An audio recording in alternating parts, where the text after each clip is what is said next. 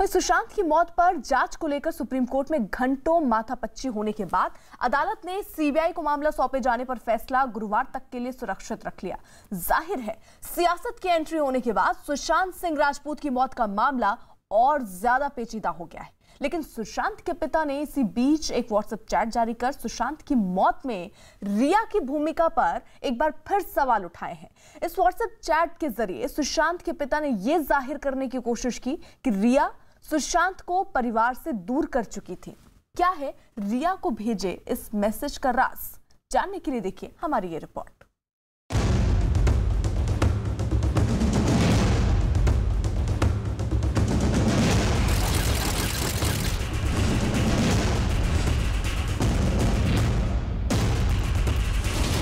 रिया के मोबाइल में सुशांत केस के राज।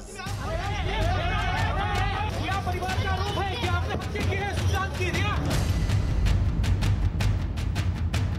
एक बच्चे को मार दिया, इसके नीचे लेवल क्या जाएगा? रिया को भेजे मैसेज से सुलझेगी मौत की मिस्ट्री।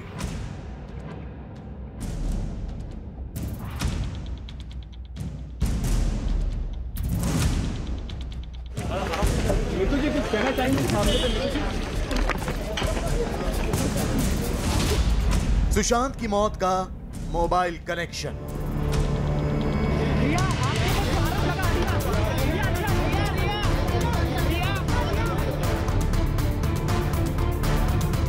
मुंबई पुलिस की तफ्तीश, प्रवर्तन निदेशालय यानी ईडी की जांच।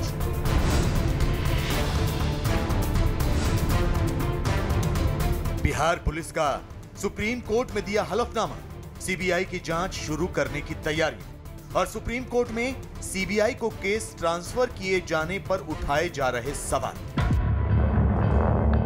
सुशांत की मौत का सच अब तक सामने नहीं आया। कानूनी दांवपेच इतने जटिल होते जा रहे हैं कि यह केस सुलझने की जगह उलझता ही जा रहा है।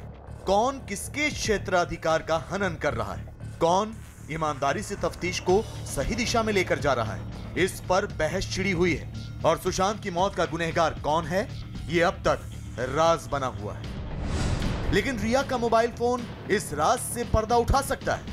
रिया की कॉल डिटेल रिकॉर्ड सुशांत की मौत की मिस्ट्री को सुलझा सकती है।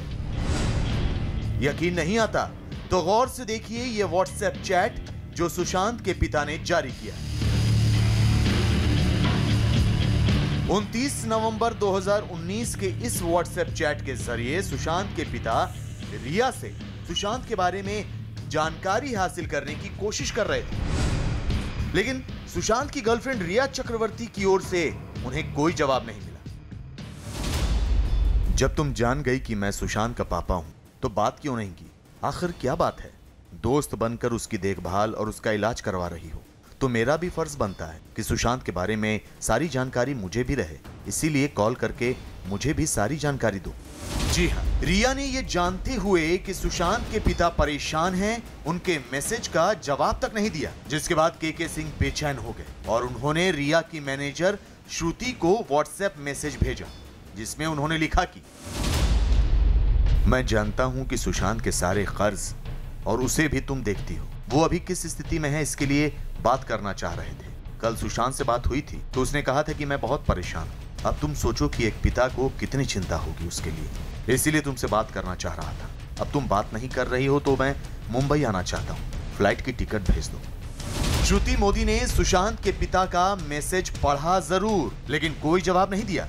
ऐसे में सवाल उठते हैं कि आखिर रिया और उनकी मैनेजर श्रुति मोदी सुशांत के पिता से बात क्यों नहीं करना चाहती थी? सुशांत ने अपने पिता से किस परेशानी का जिक्र किया था? क्या सुशांत रिया की वजह से परेशान थे? रिया और श्रुति सुशांत के पिता को क्या उनके पास नहीं आने देना चाहती थी? सुशांत के पिता के सिंह के वकील ने सुप्रीम कोर्ट में रिया पर बड़ा आरोप लगाते हुए कहा है कि रिया ने सुशांत को परिवार से अलग किया। रिया ने पिता को सुशांत से बात करने से रोका, पिता को बेटे से बात नहीं करने दी। रिया ने सुशांत को बहनों से दूर कर दिया। रिया ने सुशांत सिंह राजपूत को उनके परिवार से दूर किया था या नहीं, इसका सच पूरी तफ्तीश के बाद ही सामने आएगा। लेकिन फिलहाल रिया इस केस में घिरती नजर आ रही हैं।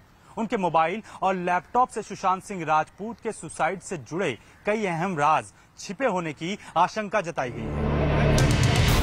तो शायद यही वजह है कि सोमवार को 9 घंटे चली पूछताछ के बाद जब रिया चक्रवर्ती प्रवर्तन निदेशालय के दफ्तर से बाहर निकली तो उनका चेहरा बुझा बुझा था। यही नहीं, रिया चक्रवर्ती, उनके भाई शोविक चक्रवर्ती, रिया के पिता इंद्रजीत चक्रवर्ती, रिया की मैनेजर श्रुति मोदी से हुई पूछताछ में विरोधाभास होने के बाद ईडी ने रिया के 2 मोबाइल फोन जब्त कर लिए। रिया के भाई शोविक का 1 मोबाइल फोन जब्त कर लिया।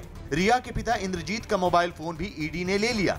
इसके अलावा सभी के इलेक्ट्रॉनिक उपकरण भी जब्त कर लिए गए। ईडी रिया समेत बाकी लोगों के मोबाइल की फॉरेंसिक जांच करवाएगी। सभी मोबाइल फोन और इलेक्ट्रॉनिक उपकरणों की पड़ताल होगी। कॉल डिटेल्स खंगाली जाएंगी। यही नहीं, फोन डंप एनालिसिस के जरिए डिलीट किए गए डेटा को वापस लाने की कोशिश की जाएगी। तो अब तक प्रवर्तन निदेशालय को रिया के मोबाइल फोन से कुछ बातें पता भी चली हैं। मसलन 8 जून को सुशांत का घर छोड़ने के बाद रिया ने 2 नामी फिल्म डायरेक्टर से मदद मांगी थी। इनमें से एक डायरेक्टर से फोन कर रिया ने किसी नामी पत्रकार का नंबर भी मांगा था। रिया उस पत्रकार के जरिए एक लेख छपवाना चाहती थी। हालांकि रिया पत्रकार के जरिए कौन सा आर्टिकल छपवाना चाहती थी? क्या रिया सुशांत की मेडिकल रिपोर्ट से जुड़ा आर्टिकल छपवाना चाहती थी? इसका पता तो अब तक नहीं लग पाया।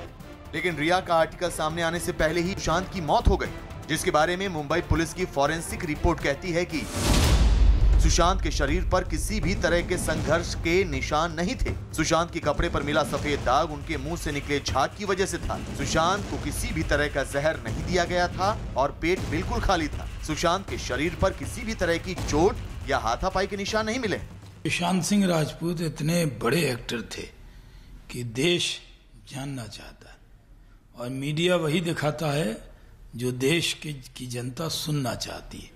देश के लोग जानना चाहते हैं कि इतना बड़ा कलाकार किस तरह से उसकी हत्या हो गई। ये देश को जानने का पूरा अधिकार है, इसलिए मीडिया को ब्लेम करना ये सही नहीं। मुंबई पुलिस के दावों पर अब भी सवाल उठाए जा रहे हैं। मुंबई पुलिस की तफ्तीश पर सुशांत के परिवार वालों को बिल्कुल भरोसा नहीं, लेकिन कल तक सीबीआई जांच की मांग करने वाली रिया चक्रवर्ती को अब मुंबई पुलिस से ही उम्मीद है। ऐसे में सुशांत केस से जुड़ा सच कब सामने आएगा, इस पर सस्पेंस बरकरार है। रिया के मोबाइल से सुशांत केस का सच सामने आ सकता है, लिहाजा प्रवर्तन निदेशालय रिया के कॉल डिटेल्स रिकॉर्ड से जुड़ी तमाम जानकारियां जुटा रहा है। और यही नहीं, ईडी रिया और उसके कारोबारियों से भी पूछताछ कर रही है, जो ईडी कर रही है, जिसमें कई खुलासे हो रहे हैं।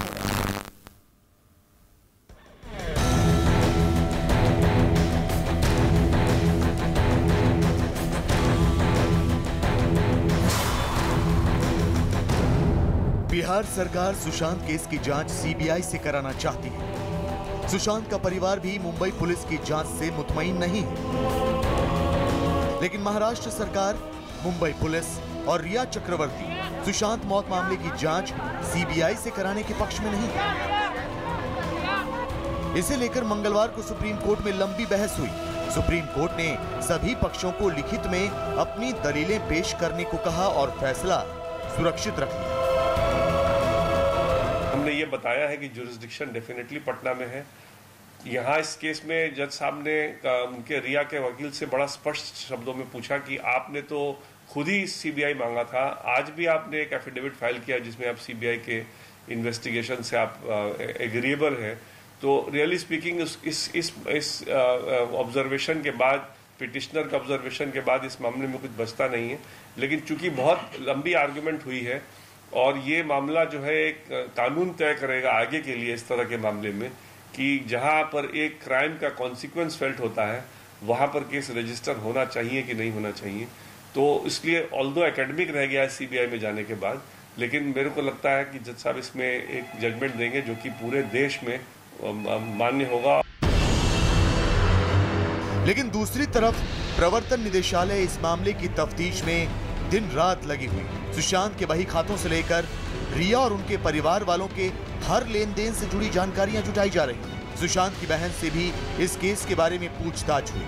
लेकिन दूसरी तरफ प्रवर्तन निदेशालय यानी ईडी इस मामले की तफ्तीश में दिन रात लगी हुई है। सुशांत के बही खातों से लेकर रिया और उनके परिवार वालों के हर लेन देन से जुड़ी जानकारियां जुटाई जा रही हैं। सुशांत की बहन से भी इस केस के बारे में पूछताछ हुई। तो इसी कड़ी में जब रिया की मैनेजर श्रुति मोदी से सवाल किए गए तो कई चौंकाने वाले खुलासे हुए। श्रुति मोदी ने ईडी को बताया कि उसने कोई अवैध लेन देन नहीं किया है। सुशांत की जिंदगी से जुड़े सभी फैसले रिया ही लिया करती थी। श्रुति मोदी ने कुछ ऐसे बड़े फैसलों के उदाहरण भी ईडी को दिए। श्रुति ने ईडी को बताया कि जब रिया की सुशांत से मुलाकात हुई तो उस वक्त वो सुशांत की बिजनेस मैनेजर थी। यही नहीं, श्रुति रिया के कुछ बिजनेस प्रोजेक्ट भी संभालती थी। लेकिन फरवरी 2020 के बाद श्रुति और सुशांत की बहुत कम मौकों पर बात हुई।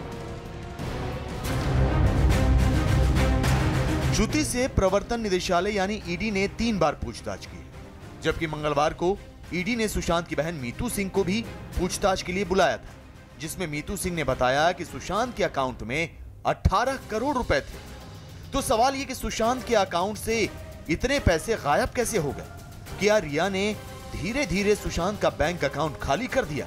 रिया के पिता इंद्रजीत चक्रवर्ती और रिया के भाई शोविक चक्रवर्ती से ईडी की पूछताछ में पता चला है कि सुशांत की company Vivid Rage Realitix private limited में शोविक चक्रवर्ती और रिया चक्रवर्ती ने अपनी मां संध्या चक्रवर्ती के जॉइंट अकाउंट से 33,340 रुपए के 2 चेक जमा करवाए थे। 33,340 रुपए की इतनी ही रकम सुशांत के अकाउंट से भी कंपनी में जमा की गई थी। रिया और शोविक के मुताबिक इस कंपनी में केवल यही 1 लाख रुपए लगाए गए थे। इसके अलावा कोई रकम इस कंपनी में नहीं लगाई गई। रिया के मुताबिक उन्होंने मुंबई के खार में घर लेने के लिए 60 लाख का लोन लिया है, जबकि 25 लाख रुपए की डाउन पेमेंट और रजिस्ट्रेशन, स्टाम्प ड्यूटी, जीएसटी उन्होंने अपनी आय से भरे। लेकिन रिया की ओर से जमा की गई आईटीआर की कॉपी से पता चलता है कि उनकी सालाना कमाई 18 लाख रुपए ही थी। सूत्रों के मुताबिक जब रिया से 5 साल के इनकम टैक्स रिटर्न को लेकर सवाल पूछा गया तो उन्होंने आईटीआर की किसी भी तरह की जानकारी होने से साफ इनकार कर दिया। रिया की माने तो उनकी कमाई, खर्च, प्रॉफिट, घाटे से जुड़ी जानकारियां उनकी पूर्व मैनेजर श्रुति मोदी और चार्टर्ड अकाउंटेंट रितेश शाह ही देखते हैं। हालांकि ईडी के सूत्रों के मुताबिक रिया बॉलीवुड से होने वाली कमाई की जगह सामाजिक काम और सांस्कृतिक कार्यक्रमों से होने वाली कमाई को अपनी बढ़ी हुई आमदनी का आधार बताती है, जो कि संदेह के घेरे में। इसके अलावा रिया अपनी आमदनी के जरियों के बारे में भी कुछ खास बता नहीं पाई, लिहाजा उनकी आय, निवेश और खर्च का सही आकलन कर पाना मुश्किल है। तो क्या सुशांत के पैसे से रिया अपना बैंक बैलेंस बढ़ा रही थी? इस बात की आशंका से फिलहाल इनकार नहीं किया जा सकता। जांच जारी है और केस से जुड़े कई राज सामने आ रहे हैं। ईडी सच को खोद निकालने की हर मुमकिन कोशिश कर रही है। तो सबको प्यार, पैसे और धोखे की इस कहानी की हकीकत से पर्दा उठने का इंतजार है।